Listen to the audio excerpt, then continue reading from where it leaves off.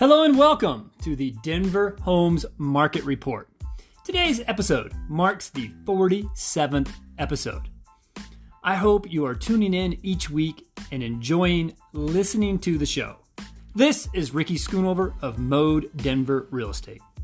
As our podcast continues to grow, as does my audience, and I keep seeing more and more platforms which are linked to the Denver Homes Market Report. In the beginning, I would manually submit my podcast to whoever would host it. I started out on Anchor, but that was simply where I would record and publish the show. My next step was getting it to Spotify, so you and others could actually find it and listen to the episodes. Then I started playing with YouTube, and I figured out that platform a little bit. Then from there, I found a site which, when I submit to this site now, they in turn broadcast to several platforms without me having to submit individually each week. We have grown to a point now where we are readily available on Apple Podcasts, Google Podcasts, and maybe the most accessible means is just simply asking your smart speaker, please play my podcast, the Denver Homes Market Report. Now, I have to be careful that I don't make the mistake of using one of the brand names of the smart speaker. And, everyone who owns such smart speaker would then have my show start while they were already listening to my podcast. So I have to be careful not to use the name of a particular speaker or virtual assistant. But anyway, it's pretty easy these days to find my show on pretty much any platform you use to listen to your favorite podcasts. And if all that wasn't as exciting enough, we now have our very own podcast station hosted on VURBL. There you can tune in to the Denver Homes Market Report station and catch all the previous podcasts. Now, if you're not finding the show on your preferred platform, call me. Let me know where you would like for me to get the show published, and I will be sure to look in and see if I'm able to post the show for you on your preferred platform. This week I want to talk about a couple things. First, we are not out of the woods yet with COVID-19. Please keep your distance, wear your masks. I'm still learning of people who are near and dear to me coming down with COVID, and it scares me each time. Because this virus affects people so differently, you just don't know how it's going to affect them in particular. I'd already lost an aunt to this virus, and I don't want to lose anyone else. So please, keep up the safety measures that we all know work, and they are based on the best scientific evidence we have available to us to date. Masks, good hygiene, and most of all, keeping our distance whenever that's possible. Okay, I'm going to jump off that soapbox because the next thing I want to touch on is both affecting buyers and sellers, and that is interest rates. If you listen to this podcast, then you know just a few months ago, my clients were locking in 30-year fixed rates at under 3%. In fact, even below 2.75%. Think about that just for a minute. Less than 3%, locked for 30 years. If you take into account annual inflation and the cost of borrowing money, in just a few years, you're basically borrowing the money for free when you take into account that inflation.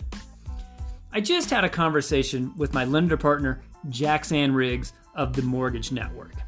And if you locked in your rate and or you closed your deal in the past 3 months, you may very well have timed the market perfectly and locked in your deal at the very bottom of this latest interest rate buying opportunity. Now, if you're still out there and you're on the fence, you haven't locked a rate yet, you haven't bought anything yet, don't jump off and run away just yet. Rates are not screaming upwards. Rates are just sort of bouncing along the bottom. But, there has been no doubt a little bit of a shift, and the rates are no longer trending down. And in fact, all market indicators show that although rates are right around 3%, over the next 6 months, watch as the markets and the rates are slowly trending upwards. As rates move higher, it's obvious why that affects buyers. I mean, your rate is a large part of what determines your monthly mortgage payment. But what about for sellers? I mean, what do my sellers care about what the interest rates are for the buyers? Well, it's not a flip of the switch, but what ends up happening is that the rates rise, and as they do, this directly affects the payment of the buyers, and therefore affects how much home they can afford. So buyers will have to weigh what they're willing to pay for the home as far as the purchase price, and as rates rise, they will be willing or maybe even forced to look for homes that are at a lower price point in order to get approved. So if you're thinking of selling your home, you may want to consider sooner than later. And there's 2 reasons for this. First, so when you buy your next home, you can still get a great rate locked in. And then 2, of course, you get your home under contract while buyers are still locking in these low rates and when they're willing to spend top dollar for your home, because that dynamic may change a little bit. Once rates get back up to that 5% neighborhood, if they do, then that very well may force sellers into accepting offers on their home where the prices are lower to accommodate the higher payments due to the higher interest rates. Fact of the matter is, there will simply be less qualified buyers in the pool than are in there today. That's the bottom line. Today I've been talking quite a bit about interest rates and how the rates affect buying power.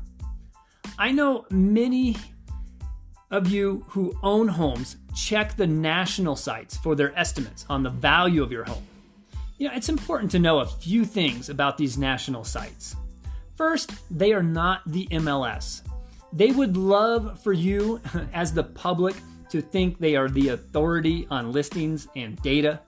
But the fact of the matter is, the largest pool of buyers, and therefore the absolute best possible way to reach most buyers and to get the highest net proceeds, is through you hiring a realtor and doing the work of selling your home.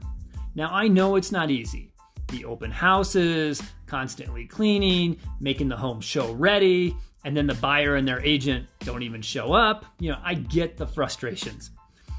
But if you're not living in the home, that is the best scenario. Buyers have proven time and time again, a home which is staged properly and professionally, not occupied, those homes sell for the highest price and in the shortest number of days in market. However, that may not be a luxury we all have. Sometimes buying your next home and moving on, and then having your old home staged and sold, it just isn't financially feasible. You need to sell your current home, get that money, so then you can buy your next home.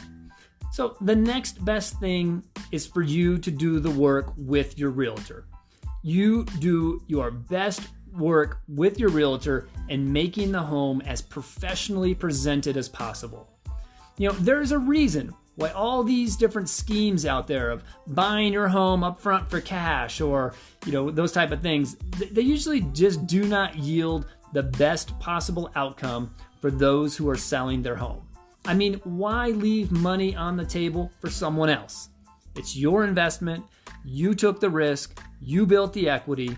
So why just give it away? Hire a professional realtor who knows what today's buyers are looking for, and then work as a team to get your home looking great. Pay for that top-notch real estate photography and get your home sold for full market value. Does this take some work? Of course it does. The for sale signs, access to the actual MLS, the photography that I mentioned. By the way, when you hire me, I pay for the photo shoot for my sellers. But beyond all that, I've spent years building up my audience on social media, my podcast, newsletters, my client base, and my clients, their sphere of influence. So when you hire me, you're also hiring my entire database, my print media campaigns. You're also getting my 18 years of experience buying and selling homes for clients. I know when you hear of realtors charging 6% or 7% commissions, it sounds like, wait a minute, I could just hire an attorney, and through my attorney, I could simply do all this myself. Well, there are those other cash buyout schemes and still, make more money than if I actually hired a realtor and did the work. The fact of the matter is, if you want to end up with the highest net proceeds, meaning you sold for full market value and after all expenses, including those commissions, that in the end, you walked away with not just more money, which is great, but also maybe even more important is the most legal protections over any other possible cash buyout type scheme or buying from a for sale by owner. And here's the kicker. When you do use a buyout scheme or a for sale by owner type thing, you may feel great. I mean, you look at that commission line where it would normally have that 6 or 7%, and you think to yourself, see, I didn't pay that. So I quote unquote saved money. Well, or did you? That may or may not be true. And sadly, those folks will never know for sure. Why? Because they never went through the process to get their home professionally presented, to the full market and expose their home to the full potential pool of buyers, and therefore never likely got full market for their home in the first place. Maybe they would have received another 10 or 15% if they had hired a realtor who was willing to put in the effort. Maybe, maybe not. But in the end, as long as they feel good about what they ended up with, well, that's on them. For you, those of you listening right now and are considering all these options, just know that first off, 2.8% of the commissions that come into Mode Denver Real Estate, those commissions earned are passed on to whoever brings the buyer to the closing table. That may be from me. That may be from one of my colleagues and through my office, or more than likely, it'll come through the MLS. We find a broker who has a buyer, they bring to the equation. In addition, you get the protection of my professional license, my ongoing education, my professional insurance protections, and of course, my 18 years of knowledge and seeing millions of dollars worth of real estate deals going to the closing table. I think back over the years of all the things that I've seen that have gone perfectly right. And then those few times where things got really contentious between the two parties. That experience could mean the difference between you ending up in legal troubles or not. And I vow to you, no amount of commissions is worth legal battles. The expenses and stress, that could follow you and your deal if proper procedures and disclosures were not adhered to, or even if one of the parties feels like, proper procedures were not followed. That's enough to get you into legal troubles where you have to go through that whole rigmarole, and it's just not worth it. So bottom line, hire a realtor, negotiate with them, determine where your house is and where it needs to be in order to garner you full market value. Expose your home to the full market and engage the largest pool of potential buyers as possible. Take the risk knowing that when you present your home in a professional manner, that in the end it will pay off because the system works. The data is strong and proven time and time again. The formula to sell your home for top dollar is presenting your home in a professional manner by hiring an experienced realtor you trust. Okay, well, I think I've spent enough time going over why you may want to consider hiring a realtor to help you sell your home. I hope that realtor is me. If you are thinking of selling your home, please give me a call, 720-688-5110. I would love to talk more with you and see exactly what you've got going on. And on that note, we are going to close out today's podcast. I sure hope you found today's topic to be helpful. There is so much that goes into buying and selling real estate, and when things go smooth, and you never know what could have happened or what could have gone wrong. That's the trust that's been built into the system.